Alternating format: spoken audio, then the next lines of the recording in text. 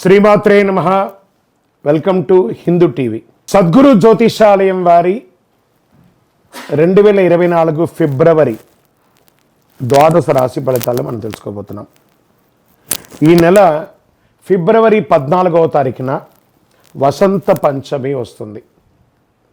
మీ పిల్లలందరినీ కూడాను సరస్వతి దేవాలయం, మీ దగ్గరలో ఉన్నటువంటి సరస్వతి దేవాలయానికి తీసుకొని వెళ్ళండి, దర్శనం చేయించండి, వాళ్ళ పుస్తకాలను అక్కడ పూజ చేయించండి.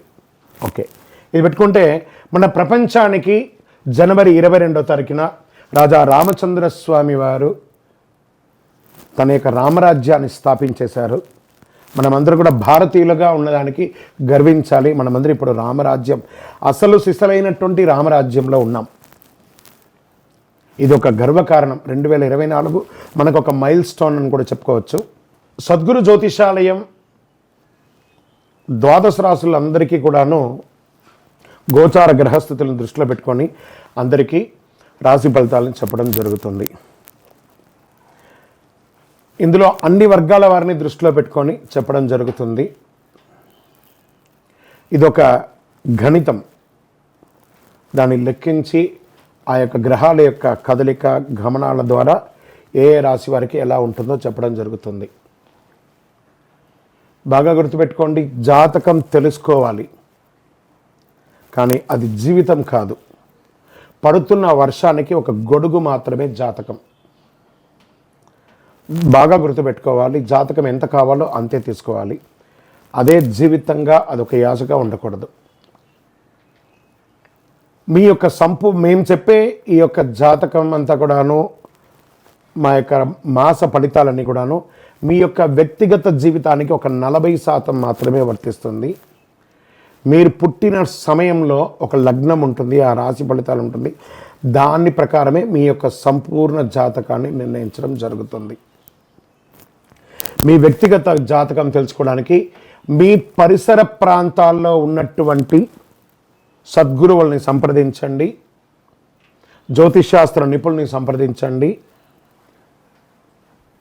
అక్కడికి వెళ్ళి మీ యొక్క date of birth, time of birth, place of birth తెలిపి మీ యొక్క జాతకాన్ని తెలుసుకోండి. లేదా గురుగారు మేము మీ దగ్గరే తెలుసుకోవాలి అనుకుంటున్నాము, అలా అనుకున్న వాళ్ళకి మీరు ఎందుకు జాతకం తెలుసుకోవాలనుకుంటున్నారు అనే దాన్ని మెన్షన్ చేయాలి. మా ఈ కింద కనబడుతున్న నంబర్కి వాట్సాప్ మాత్రమే చేయాలి, కాల్ చేయకూడదు. మీ details, date of birth, time of birth, place of birth WhatsApp చేయాలి. చేసిన తర్వాత 21 సంవత్సరాల లోపు ఉన్న పిల్లవాళ్ళు ఖచ్చితంగా జాతకం అడగకూడదు.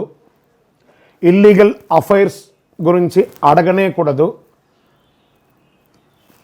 కంప్లీట్గా అప్పుల్లో కూరుకుపోయి అప్పులు బయట ఎలా పడాలని మాత్రం అడగకూడదు. మీరు వ్యాపారమో ఉద్యోగమో చేసి అప్పులు తీర్చుకోవాలి. 60 సంవత్సరాల పై చిలుకు వాళ్ళు అడగకూడదు. ఎందుకంటే వారు అన్ని వసంతాలను పొంది ఉంటారు కాబట్టి 60 సంవత్సరాల పై చిలుకు వారు అడగాల్సిన అవసరం లేదు. మీ వ్యక్తిగత జాతకం, విద్య ఎలా ఉంటుంది, వ్యాపారం ఎలా ఉంటుంది, ఉద్యోగం ఎలా ఉంటుంది, వివాహం ఎప్పుడవుతుంది, సంతానం ఎప్పుడవుతుంది, ఆరోగ్యం ఎలా ఉంటుంది, భూమి ఏమైనా కలిసి, ఇలాంటివి అడగండి. అన్య ప్రశ్నలు అడగకండి. వాట్సాప్లో వివరాలు వస్తేనే మేము రిప్లై ఇస్తాము. దాని తర్వాత మీరు మాకు కాల్ చేయొచ్చు. జ్యోతిషాస్త్రీత్యా ద్వాదశ రాశుల్లో 3వ రాశి అయినటువంటి మిథున రాశి మిత్రులారా, మీరు మృగశిర నక్షత్రం 3, 4 పాదములు, ఆరుద్ర నక్షత్రం 1, 2, 3, 4 పాదములు, పునర్వసు నక్షత్రం 1, 2, 3 పాదాలకు జన్మించిన మీరు మిథున రాశి వారిగా పరిగణించబడుతున్నారు. ఈ నెల మీకు శుభాశుభ ఫలితాలు ఎలా ఉన్నాయంటే, మిథున రాశి వారికి 10వ ఇంటికి అధిపతి అయినటువంటి బృహస్పతి 11వ ఇంట్లో నివసిస్తున్నాడు. మీ కోరికలన్నీ నెరవేరుతాయి. అదృష్టానికి అధిపతి అయిన శని అదృష్ట ఇంట్లో ఉంటాడు. 4వ ఇంట్లో కేతు. వాళ్ళ మనసులో కొన్ని అనుమానాలన్నీ కూడా కలుగుతాయి. ఎవరిని చూసినా అనుమానం, ఎందులో చూసినా అనుమానం. ఆ అనుమానాన్ని పక్కన పెట్టండి. అదే పెనుభూతంగా మారి మీకు విల్లన్గా మారుతారు. కాబట్టి ఆ అనుమానాన్ని తీసి పక్కన పడేయండి. శని 9వ ఇంట్లోనూ, సూర్యుడు 8వ ఇంట్లోనూ సంచరించడం వల్ల కొన్ని సమస్యలు చిన్నవి తలెత్తవచ్చు. ఈ నెల సగటు కంటే చాలా మెరుగ్గా ఉంటారని కూడా చెప్పచ్చు. మీరు చేసే ఏ పనిలో కూడా ఆటంకాలు ఉన్నాయండి, ముందుకెళ్ళిపోతారు. మీరు సంపాదన పెంచడంలో అత్యధికమైనటువంటి మల్టిపుల్ ఇన్కమ్ సోర్స్ అనేది ఉంటుంది. మీరు దూర ప్రయాణాల్లో వెళ్ళి నివసించే అవకాశం ఉంటుంది. సముద్రం దాటి వెళ్ళి విదేశాలకు వెళ్ళే అవకాశాలు ఉన్నాయి. ఆధ్యాత్మికంగా పూజాది కార్యక్రమాలు లేదా తీర్థయాత్రలు చేసే అవకాశాలు బాగా కనబడుతున్నాయి. కెరీర్ పరంగా ఈ నెల చాలా అద్భుతంగా ఉంటుంది. ఉద్యోగ పరంగా పై అధికారుల నుంచి ప్రశంసలు, మీరు చేస్తున్నటువంటి యొక్క వృత్తిలో చాలా అద్భుతమైనటువంటి అవకాశం ఉంటుంది. ప్రభుత్వ ఉద్యోగస్తులు కూడా మంచి అవకాశం ఉంటుంది. మీ సీనియర్ అధికారుల యొక్క ప్రశంస పొందుతారు. సాధ్యమైనంత రీతిలో అందరికీ సహాయం చేయడానికి నేర్చుకోండి. సరి అయిన అవకాశాలు వస్తున్నాయి నూతనంగా ఉద్యోగం ప్రయత్నం చేసే వాళ్ళకి. ఈ నెల మొత్తం అనుకూలంగా ఉంటుందని కూడా చెప్పచ్చు. విద్యలో చాలా రాణిస్తారు విద్యార్థులు. జ్ఞానాన్ని పొందే అవకాశాలు, మంచి మంచి పిహెచ్డి చేయడానికి లేదా మంచి యూనివర్సిటీని ఎంచుకునే అవకాశాలు ఉన్నాయి. కోర్టు వ్యవహారాలు ఉంటే చాలా చక్కబడతాయి. భార్యాభర్తల మధ్య సఖ్యత లేకుండా విడాకులకి ఉన్న వాళ్ళందరూ కూడా అవన్నీ కూడా సమస్యించి డిస్కస్ చేసి ఒకరి పట్ల ఒకరు కూర్చొని మాట్లాడుకొని ఆప్యాయతో సమస్యించుకుంటారు. ఈ మాసం కుటుంబ విషయంలో చిన్న చిన్న ఒడిదుడుకులు ఉన్నా దాన్ని అధిగమిస్తారు. కుటుంబ సభ్యులతో దూరమైనటువంటి కుటుంబ సభ్యులందరినీ దగ్గర చేర్చుకుంటారు. మీ ప్రియమైన వారితో మధురమైనటువంటి మాటలు మాట్లాడి ఆనందంతో ఉంటారు. భావోద్వేగాలతో ఒక్కొక్కసారి కలుస్తారు. గృహప్రవేశం, ఉపనయనం, వివాహాది కార్యక్రమాలు చేస్తారు లేదా భూమి కొనే అవకాశాలు ఉన్నాయి. ఆర్థిక పరిస్థితి బలోపేతమవుతుంది. వ్యాపారంలో చాలా అద్భుతమైనటువంటి వ్యాపారం అని కూడా చెప్పొచ్చు. విదేశాలకు వెళ్ళి ఉద్యోగం చేయాలనుకున్న వారికి ఇది మంచి సమయం. ఇంకా పిహెచ్డి చేస్తారని చెప్పిన రీసెర్చ్ చేసే వాళ్ళకి ఇది చాలా అద్భుతం అని చెప్పచ్చు. రాజకీయ నాయకులకి బాగుంది. స్త్రీలకు మంచి అవకాశం అని చెప్పచ్చు. భార్యాభర్తల మధ్య అన్యోన్యత పెరుగుతుంది. మీరు అనుకున్నది అనుకున్నట్టుగా సాధిస్తారు. ఇంకను మీ యొక్క వ్యక్తిగత జాతకానికి కింద నంబర్కి వాట్సాప్ చేయండి.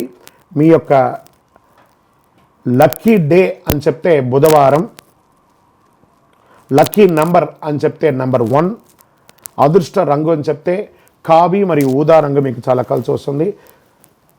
లక్కీ దిశ ఈశాన్య దిశ మీకు చాలా అనుకూలంగా ఉంటుంది. చంద్రాష్టమం 8/2/2024 10:04 ఉదయం నుండి 10/2/2024 10:02 ఉదయం వరకు, అంటే ఈ 2 రోజులు చంద్రాష్టమం ఉంది. చాలా జాగ్రత్తగా ఉండవలసిన, ఈ నెల మొత్తంలో జాగ్రత్తగా ఉండవలసిన 2 రోజులు. వాహనం నడిపేటప్పుడు, సంతకాలు పెట్టేటప్పుడు, ఎదుటి వారితో మాట్లాడేటప్పుడు చాలా జాగ్రత్తగా ఉండాలి. అయ్యప్ప స్వామి వారి దేవాలయానికి వెళ్ళి పూజ చేయండి, ప్రదక్షిణాలు చేయండి, 18 ప్రదక్షిణాలు చేయండి. ఇంకనూ సకల దోషాలు తొలగి ఆనందంగా ఉండడానికి ఐశ్వర్య సిద్ధి పంచధూపంతో ధూపం వేయండి. విజయోస్తు.